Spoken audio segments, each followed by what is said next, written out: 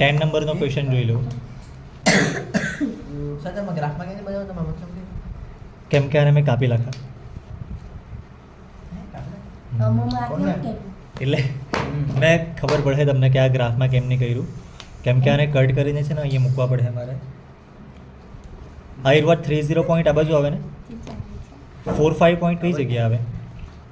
હવે આ પાછું આમાં એટલું ખબર નહીં પડે ક્લિયર, તો અભી મેં અહીંયા 45 પોઈન્ટ આ બાજુ લઈ લેમ. નાનું નહીં પણ આ એરું એક્ઝેક્ટલી સ્કેલ સમજ નહીં પડે ને આમાં.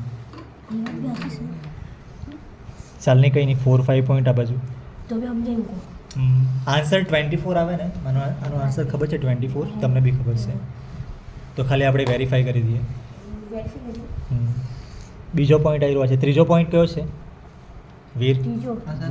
ત્રીજો પોઈન્ટ -1 આવ્યો છે, 4 આ બાજુ, તો ત્રીજો પોઈન્ટ આવ્યો છે. અને ચોથો પોઈન્ટ -2 -1 દક્ષ કઈ જગ્યાએ હોય ચોથો પોઈન્ટ આમાં? -2 નહીં -1 એટલે તો આનાથી છે ને જે ક્વોડ્રેટ રોમ્બોસ બને એનું એરિયા ફાઇન્ડ કરવાનું છે ને.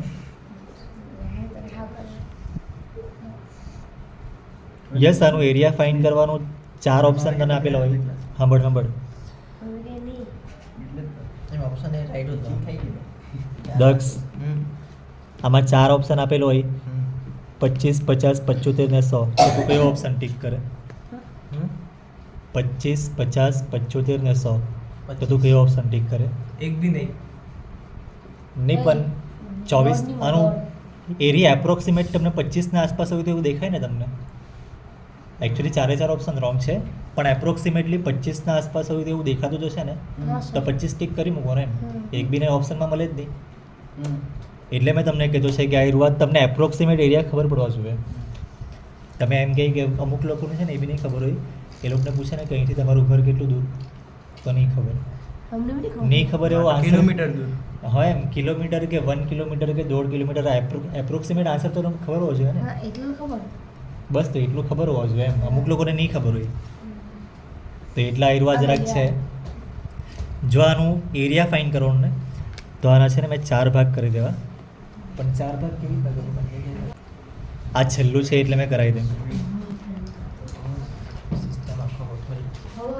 એ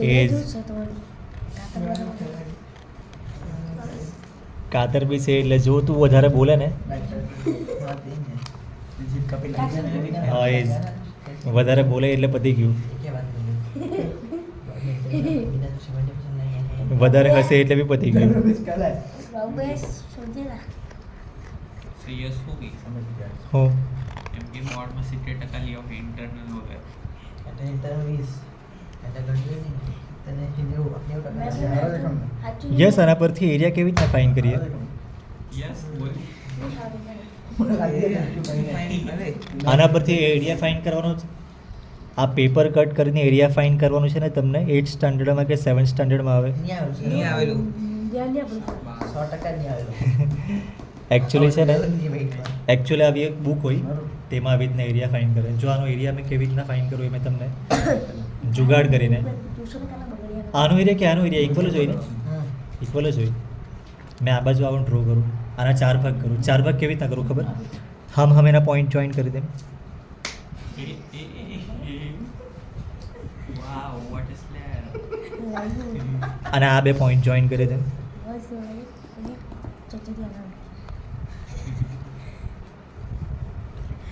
મારું કે સદર નહીં યસ, હવે શું કરું?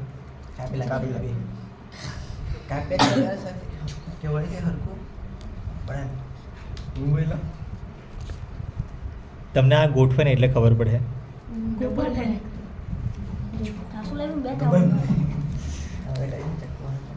મેં તમને બતાવું ને 24 આનું કેવી રીતે આવે છે. વીર તું લડ્યા કેમ કરે?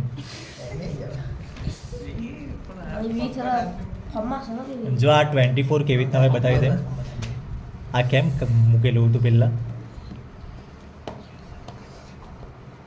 જાને જેમ મૂકો કેમ મૂકેલું હતું? એમ મૂકેલું હતું પણ આયરો આપણો રોબોસ જ છે ને. ની રોમ્બોસ જ છે. મેં હવે એને ફાઇનલી છે ને તે આપણે એટલે ગોઠવી આપું ગોઠવી દે મેં આવી રીતે ગોઠવું. અને કે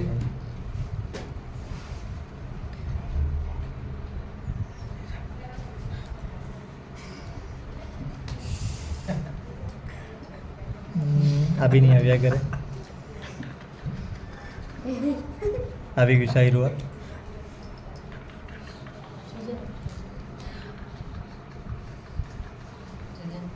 જો આનો એરિયા કેટલું લાગે તમને ખબર પડે. હજી આપણા 2 ભાગ બાકી છે. એકચ્યુઅલી 4 ભાગ હરખા જ છે. આનો એરિયા તમને ખબર પડે ને કેટલું લાગે. 3 સેન્ટીમીટર 24. આ કેટલી લાઈન છે એરિયા. 3 સેન્ટીમીટર આ 4 લાઈન છે ને? 4 લાઈન એટલે ઉપર 4 સેન્ટીમીટર આ 4 લાઈન ને એરિયા 3 લાઈન. તો એરિયા કેટલું આવ્યું આનું 7 સેન્ટીમીટર 12. હે પહેલ કે છું 3, 4 છે. હા આ એરિયા 4 લાઈન છે ને આ એરિયા 3 લાઈન છે. બરાબર તો આની વચ્ચે 12 આવ્યું ને એ આપણે ખાલી આ 2 થી કર્યું. 12 2 જા. ને આ બીજા આ 12 ને આ બીજા 12 24 થયા ને. હા સર. હે હા